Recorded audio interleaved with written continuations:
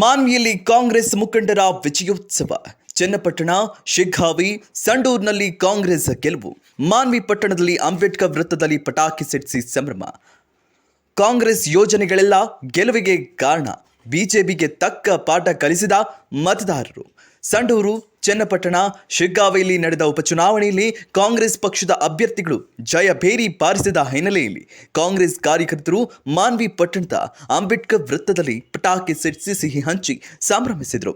ರಾಜ್ಯದ ಮುಖ್ಯಮಂತ್ರಿ ಸಿದ್ದರಾಮಯ್ಯ ಜಾರಿಗೆ ತಂದ ಯೋಜನೆಗಳೇ ಗೆಲುವಿಗೆ ಕಾರಣ ಎಂದು ಸೈಯದ್ ಖಾಲಿದ್ ಖಾದ್ರಿ ಹಾಗೂ ಬಾಲಸ್ವಾಮಿ ಕೂಡ್ಲಿ, ಶಿವರಾಜ್ ನಾಯ್ಕ್, ಬಸವಂತಪ್ಪ, ರಾಜಾ ಸುಭಾಷ್ ಚಂದ್ರ ನಾಯ್ಕ್ ಜಯಘೋಷ ಕೂಗಿದರು.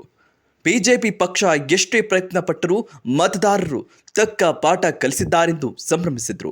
ಬಿಜೆಪಿ ಮುಖಂಡರು ಮುಖ್ಯಮಂತ್ರಿ ಸಿದ್ದರಾಮಯ್ಯ ಅವರನ್ನ ಪ್ರಕರಣದಲ್ಲಿ ಸಿಕ್ಕಿ ಹಾಕಿಸುವ ಕೆಲಸ ಮಾಡಿದರು. ಸಹ ಚನ್ನಪಟ್ಟಣ, ಸಂಡೂರು ಹಾಗೂ ಶಿಗ್ಗಾವಿ ವಿಧಾನಸಭಾ ಕ್ಷೇತ್ರದ ಮತದಾರರು ಯಾರಿಗೆ ಮತ ನೀಡಬೇಕು ಎಂದು ಆಲೋಚನೆ ಮಾಡಿದ್ದಾರೆಂದು ಕಾಂಗ್ರೆಸ್ ಮುಖಂಡರು ತಿಳಿಸಿದರು.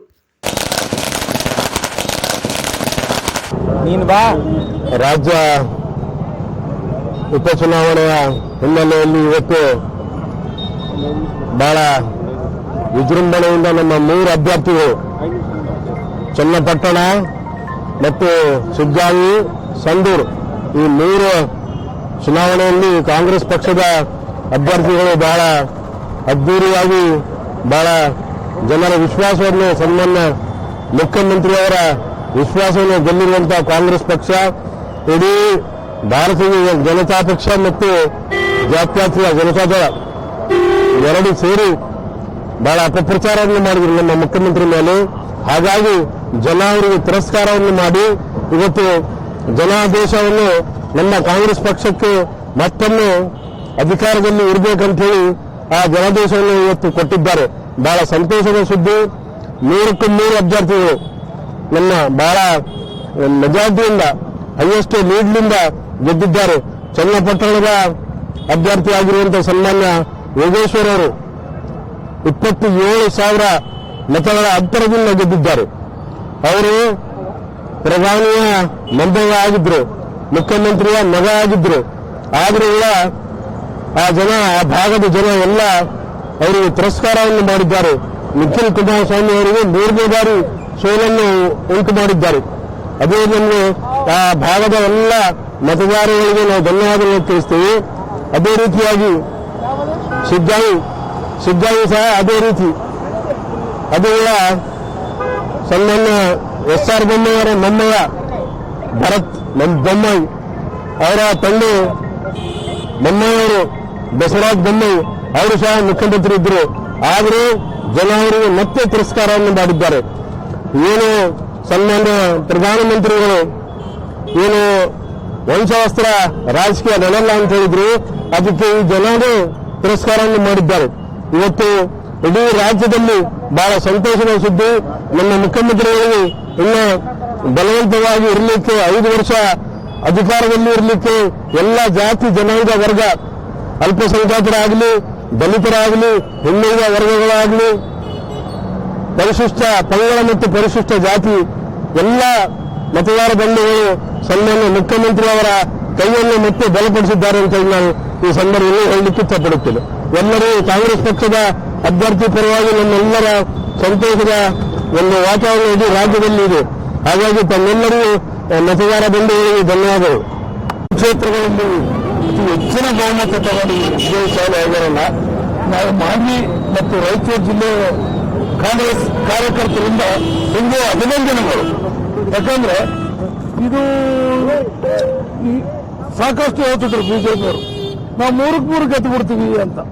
ವಿಜೇಂದ್ರ, ನೀನು ಏನಪ್ಪ, ನೀನು ಸುಮ್ಮನೆ ಮೂಡಕ್ಕೆ ಸಿದ್ದರಾಮಯ್ಯಗೆ ಸುತ್ತು ಕಟ್ಟಿದ್ರೆ ನೀವು ಯಾವ ಲೆಕ್ಕದ ಮೇಲೆ ಗೆದ್ದಿದ್ದೀರಿ?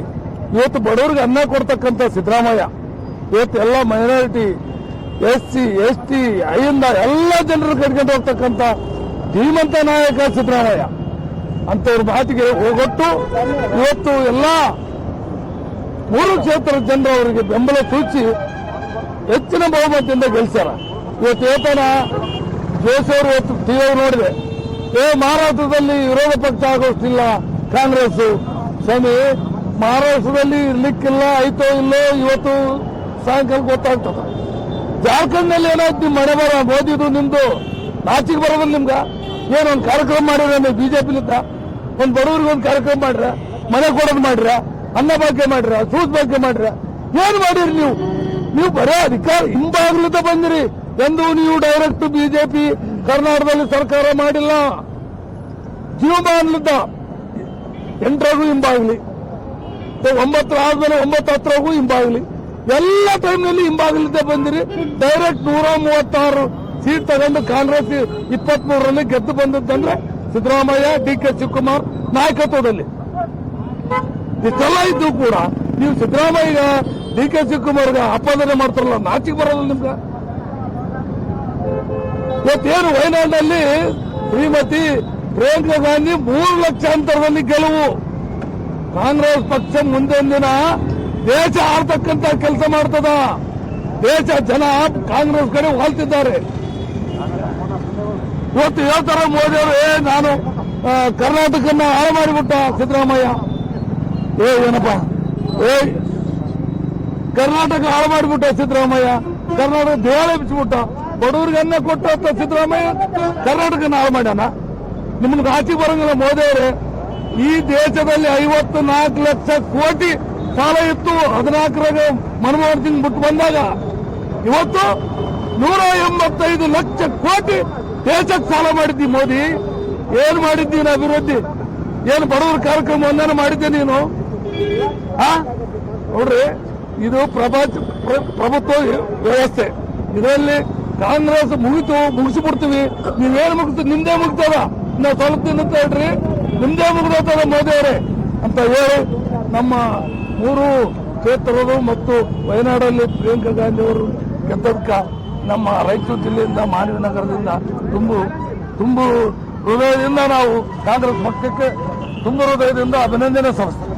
ಈ ವಿಭಜನೆ ಸಂದರ್ಭದಲ್ಲಿ ನಮ್ಮ 3 ಕ್ಷೇತ್ರವು ಕೂಡ ಕಾಂಗ್ರೆಸ್ ಪಕ್ಷದ ಅಭ್ಯರ್ಥಿಗಳು ಗೆಲುವನ್ನು ಸಾಧಿಸಿದ್ದಾರೆ. ಕಾರಣವಿಷ್ಟು, ಕರ್ನಾಟಕದಲ್ಲಿ ದೇಶ ಕಂಡ ನಿರಂತರ ನಡೆದ ಸರ್ಕಾರ ಇದ್ರೆ ಅದು ಸಿದ್ದರಾಮಯ್ಯ ಸರ್ಕಾರ. ನಾವು ಪ್ರಣಾಳಿಕೆಯಲ್ಲೂ ಈ ಕರ್ನಾಟಕ ಜನತೆಗೆ ಏನು ನಾವು ವಿಶ್ವಾಸವನ್ನು ಹೇಳಿದ್ವಿ, ಆ ಪ್ರಣಾಳಿಕೆ ಪ್ರಕಾರ ನಮ್ಮ ನಿರಂತರ ನಡೆದಿದ್ದಾರೆ. ಹೀಗಾಗಿ ಬಿಜೆಪಿಯವರು ಏನೋ ಅಪಪ್ರಚಾರ ಮಾಡಿದ್ರು ಕೂಡ ಮೂಢಾಗರಣ ಆಯ್ತು, ವಫ್ ಆಯ್ತು, ಯಾವುದೋ ಕೋಮುಗಲಗಳು ಕುಂಭಕ್ಕೆ ನಿರ್ತಾ ಬಂದ್ರು ಅವರು. ಆದ್ರೆ ಜನರು ಕೂಡ ಮತದಾರರ ವಿಚಲಿತ ಆಗದೆ ನಮ್ಮ ರಾಜ್ಯಕ್ಕೆ ಯಾರು ಸೂಕ್ತ, ಯಾವುದು ಗೌರ್ಮೆಂಟ್ ಸೂಕ್ತ ಅಂತೇಳಿ ನಮ್ಮ ಸಿದ್ದರಾಮಯ್ಯರಿಗೆ ಮತ್ತೆ ಕೈ ಬಲಪಡಿಸಿದ್ದಾರೆ. ಹೀಗಾಗಿ ಜಾತ್ಯತೀತವಾದ ಒಂದು ತತ್ವ ಸಿದ್ಧಾಂತ ಇರತಕ್ಕಂಥ ಈ ಕಾಂಗ್ರೆಸ್ ಮತ್ತೆ ಕರ್ನಾಟಕದಲ್ಲಿ ಇದ್ದಿದೆ. ಮುಂದಿನ ಕೂಡ ಎಲ್ಲ ರಾಜ್ಯಗಳಲ್ಲಿ, ಎಲ್ಲ ಸ್ಟೇಟ್ಗಳು ಕೂಡ ಕಾಂಗ್ರೆಸ್ಗೆ ಉತ್ತಮವಾದ ವಾತಾವರಣ ಇದೆ. ಆದ ಕಾರಣ 3 ಕ್ಷೇತ್ರದ ಸಂಡೂರು, ಚನ್ನರಾಯಪಟ್ಟಣ ಮತ್ತು ಶಿಗ್ಗಾಂವ್ ಕ್ಷೇತ್ರದಲ್ಲಿ ಎಲ್ಲ ಮತದಾರರಿಗೆ ನನ್ನ ಧನ್ಯವಾದಗಳನ್ನು ಸಲ್ಲಿಸುತ್ತಾ ಜೈ